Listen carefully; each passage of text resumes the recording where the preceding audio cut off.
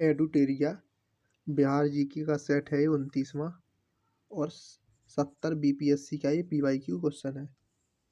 तो इसका पहला प्रश्न है कि बिहार के किस जिले में विश्व प्रसिद्ध चित्रांकन मिलता है? तो ये मिलता है मधुबनी में, ऑप्शन नंबर 1।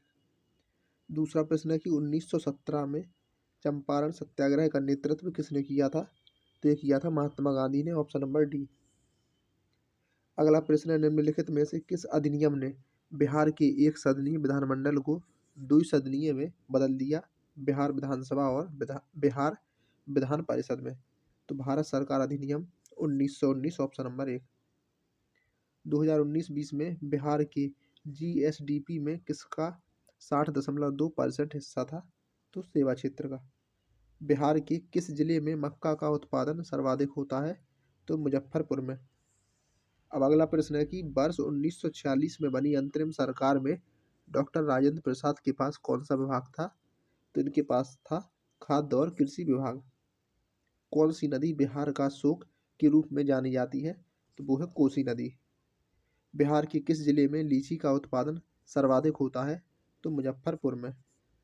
अगला प्रश्न है कि अप्रैल 2020 में बिहार शिक्षा विभाग के डीडी बिहार के माध्यम से निम्नलिखित कार्यक्रम शुरू किए गए। तो कक्षा 9-10 के छात्रों के लिए ई सामग्री का प्रसारण, ऑप्शन नंबर बी। अब अगला प्रश्न है कि कोसी मैदान की समुद्र तल से औसत ऊंचाई कितनी है? तो वो है 30 metre, option number B. Patna college कब स्थापित हुआ था? तो वर्ष 1863 में। बिहार के किस जिले में मखाना का उत्पादन सबसे अधिक होता है? तो मधुबनी में होता है, ऑप्शन नंबर डी।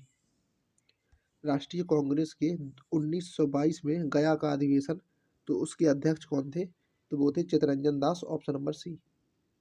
बिहार में किसका भारत के वार्षिक उत्पादन का 71% हिस्सा पैदा होता है? तो लीची का, ऑप्शन नंबर सी।